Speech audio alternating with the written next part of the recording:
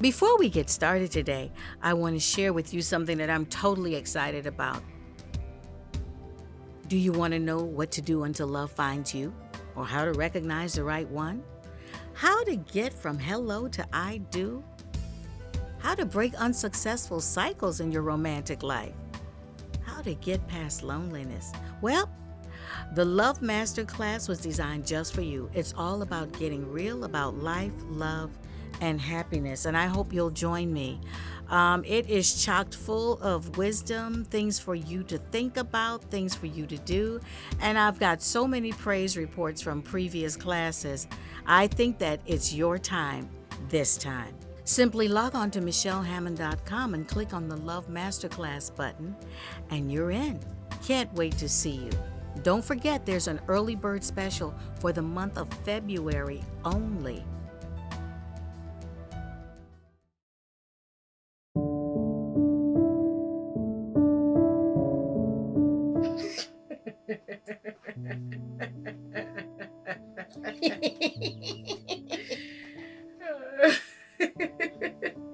That's funny. We're twins. Alright, we're twins. I know you've missed us, so we're back finally for a mentoring moment. Tega, why did it take us so long? Because I've been traveling and we've had a lot of stuff going on, but we're still here. Yep, and we're in the studio, a different background. And I will confess that is out of my own laziness. Thank you very much. Why were you lazy? Because I have to now reset everything up in the regular setting, and it's way too much. And but I got time for that. So take the studio. Studio is pretty, lovely drums as our backdrop. This is where the magic happens with my music ministry relevance. Which you'll be hearing some of the song in this podcast. Okay. All right. Before we get into the podcast, I want to do a little bit of church announcements according to Kevin's stage. Number one church announcements. This is Love Month, and Love Month. Yep, this podcast is going to be going out tomorrow, which is Valentine's Day, and which means free gifts for you. Which free gifts. You can get the last 10%, the best novel you ever read in your life. Juicy. Okay. You can get that for free. Free. Yeah. On Amazon. I feel so Oprah right now. And you can have one, and you can have one, and everyone can have one. The last 10%. The crowd goes, It's a novel that I wrote a while ago, and people love it. They're all waiting for the movie. I'm trying to hook up a series or do something, so pray for me, y'all. But in the meantime, I need a groundswell of support. People who read the book and really love the story. I want to get your feedback. And so I decided to give it away free for Valentine's. Now it's only going to be free from the 13th through the 17th, and then you'll have to buy it again. And the sequel is called Playing God, but I'm giving you one free book. And if you're an audio person, my dear friend Akosu Abuzia has speakthewordaudio.com. You can go there to download the audio version of both novels, okay? So that's the church announcement. Are there any other church announcements? We will get into more church announcement as we go on. So before we start this podcast, this is Love Month. Let's start with the music, okay? And we'll be right back.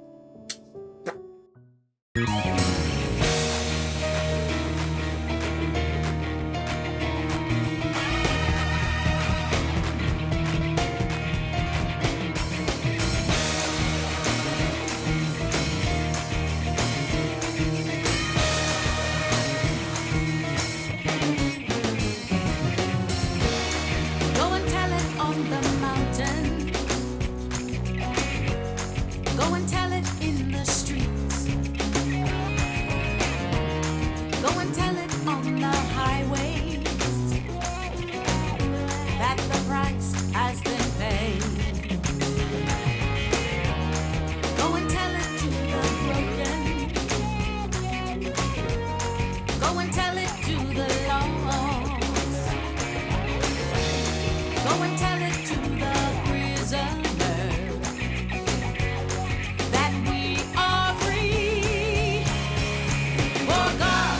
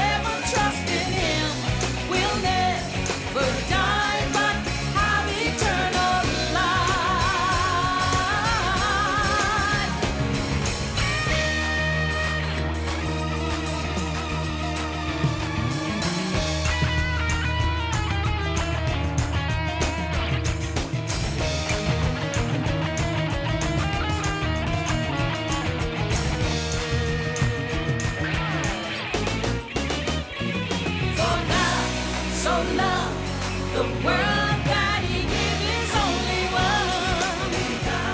To some that whoever trusts in him will never die but have eternal life.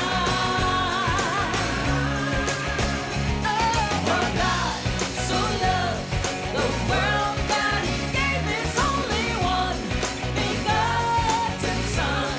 Whoever trusts in him will never die but will have eternal life. Will have eternal life. Will have eternal life. Have eternal life.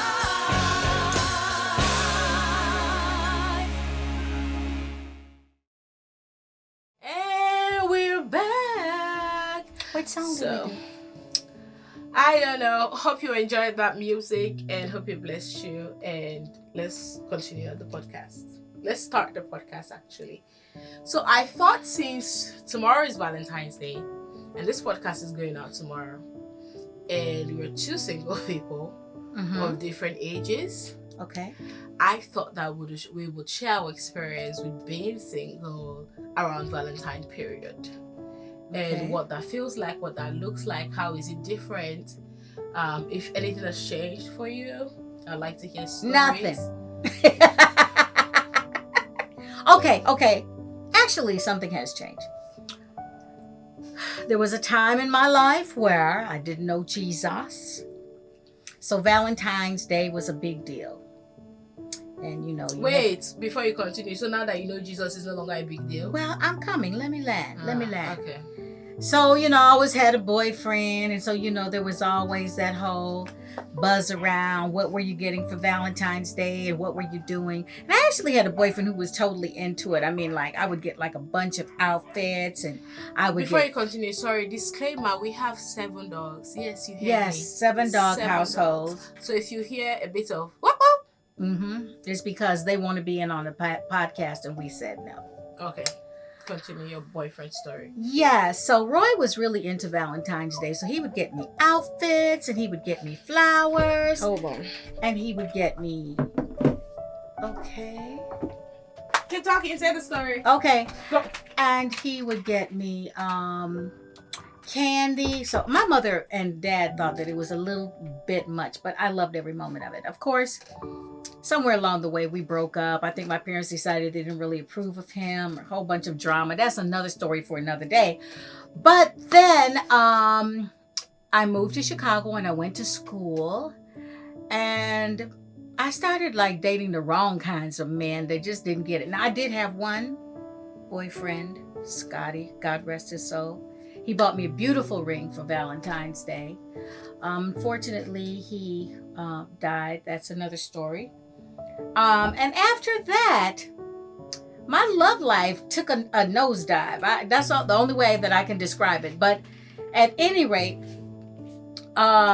shortly thereafter, I came to the Lord. And God was really purging all that nonsense out of my system, the way I did love or didn't do love or however. It was highly convoluted because I didn't get God's perspective of love. So I went through a season where there wasn't anyone in my life.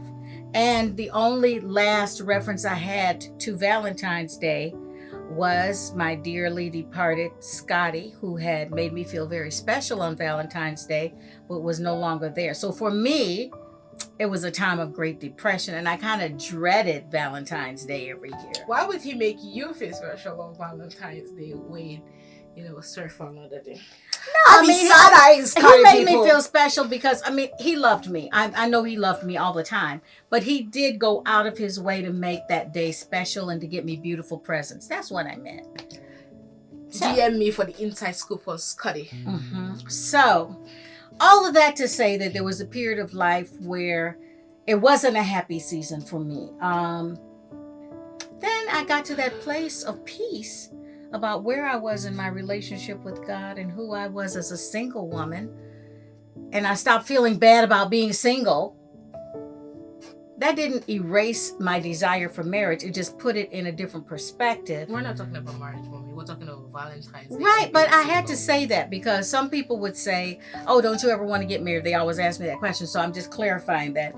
But I was so settled and happy where I was as a single person that for me, Valentine's Day was like neither here nor there. It was like, okay, it's a day that's commercialized, but I prefer to think of Valentine's Day as love day for every day. I love Tega every day. I mean, I celebrate my love for her every day. Why do I have to wait till February 14th? Oh, silly girl. That's my chocolate baby, though.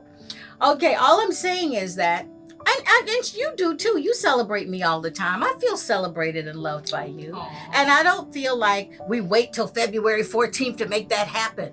The other thing, I guess, too, that's huge for me is I think that the angst about Valentine's Day went away when I stopped insisting on where love had to come from for me. That's very important. Yeah. When I stopped saying, okay, if a guy isn't loving me, I don't feel loved. And therefore, I'm like a widow on Valentine's Day or something. I don't feel that way. So for me, every day is a love day. I get to love a variety of people, receive love from a variety of people. And hey, that's it. Okay, that's an interesting perspective on Valentine's Day. Yeah, what do you think? I have never... She doesn't care. Okay, she just flat out doesn't care. Okay, I've never had She's a Valentine's. such an unusual young lady. Valentine's Day.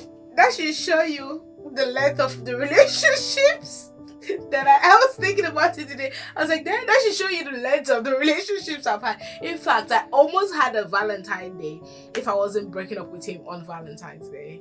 Oh, God. So, there's that. It was supposed to be a Valentine's Day outing, but it ended up being a breakup. I want to know the difference between Valentine's Day for me as a millennial and Valentine's Day for you as a Gen X. Are you Gen X?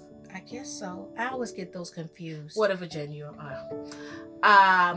So for us, what's the difference? What I mean, because you guys are weird. What's your approach to Valentine's Day? I don't think I'm the best person to have. Probably this. not. Probably not. She's too healthy. I'm just gonna. It's tell not you. healthy. No, She's that's too not the word healthy. to use. That is not the word to use. I think I should care a little bit more than I do. I think I probably am not a yardstick to. But then, people go all out. With the And then what is very interesting to me is diversity, like with the flowers and chocolate. That's not our thing as African girls. What's my business with flower? This whole craze about getting them flowers. Well, flowers are expensive here. It's... And they're expensive here. And then now these people have watched too many white movies and then they want their boyfriends to buy them. I'm like, what? This is Ghana. This is... Although now I did have a boyfriend here who did buy me flowers and bring me perfume and a beautiful bottle of champagne. Champagne, and he went to a French restaurant and got 8-course meal for me to have for lunch. He insisted that the day could not pass without me being celebrated. Oh, that is so sweet. So you people, even if you're not dating me, you can't also buy me chocolates, even though I wouldn't eat it. Yep, she doesn't like chocolate. I do. Anyways, so I think that for us, it is I think the duty is more on the guy to make Valentine's Day special. Well, in Nigeria, though, Valentine's Day is huge. Oh, my gosh. You should see what happened. We had to do a program there one night for, this was before you came into my life. We were in Nigeria and we were going to do a concert. And it took us 3 hours to get to a venue that was 10 minutes away because the streets were jammed with people going out to dinner and different places. And it was a big deal. I was so shocked that it was such a huge deal in Nigeria, this Valentine's Day thing. I don't think it's as big a deal in Ghana. No, it's not. All my friends that are chefs in Nigeria, their best time of the year is Valentine's. Oh my goodness! Because they are all hired as private chefs for like big private dinners and stuff like that. But I don't know if Valentine's Day in Ghana is. Do you know that Nigeria is one of the top consumers of champagne in the world? These people live out loud, okay? I think Valentine's Day in Ghana is ghetto. Excuse me. Oh dear. Ghanaians, don't be mad at me. Oh Lord, now they're all gonna come after me. No, but but Ghanaian people are very much more laid back, and I think that And I'm Ghanaian. Nigerians are a bit more, they like the drama, they like the flair, they like living out loud. My grandmother's part Nigerian, so I guess that's where I get that pizzazz piece from, because I'm definitely not a phlegmatic, and I think most of Ghanaian society is phlegmatic, very laid back, and what's the big deal kind of a thing.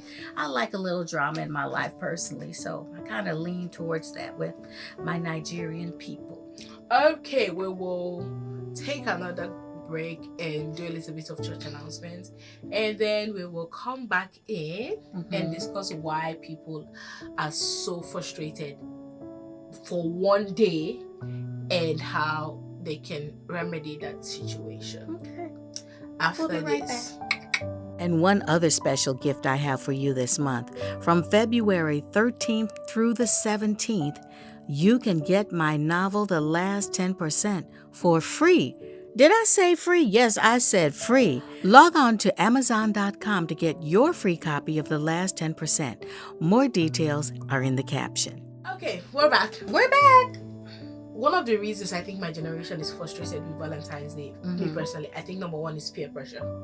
Yeah. That is number one, because it's always I'm always the fish on dry land when I say I've never had a Valentine's Day or I don't care about Valentine's Day.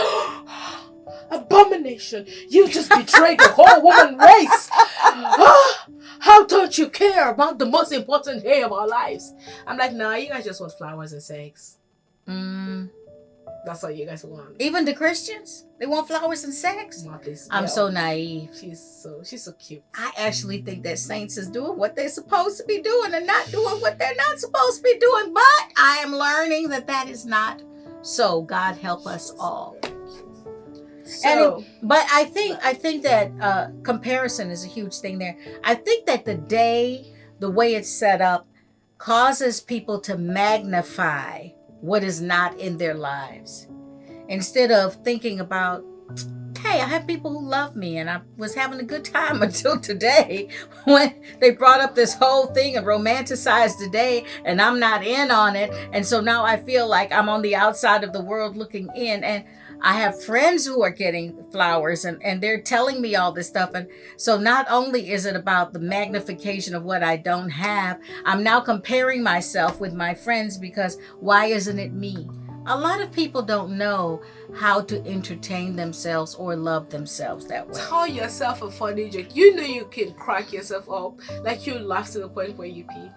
Well, TMI. But peer pressure for me, I think it's huge, because half of the time when I'm talking to people about their frustration for Valentine's Day, they don't even have a base to be frustrated about the day. It's like, why?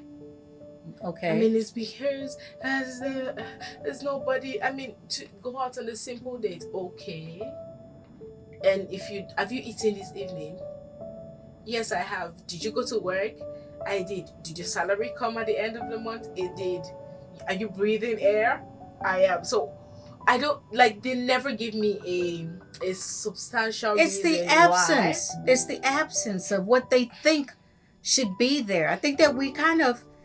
Valentine's Day is a bit of an idol. It's it's set up to be this day that you measure your worth by what you receive on that day.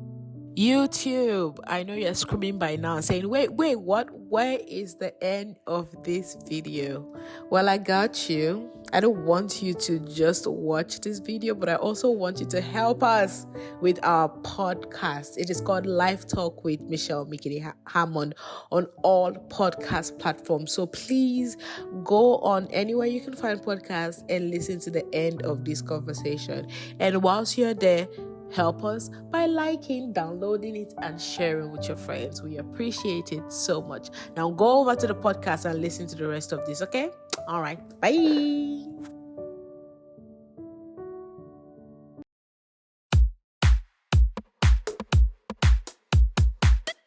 Hey, if you enjoyed our discussion today, don't just keep it to yourself.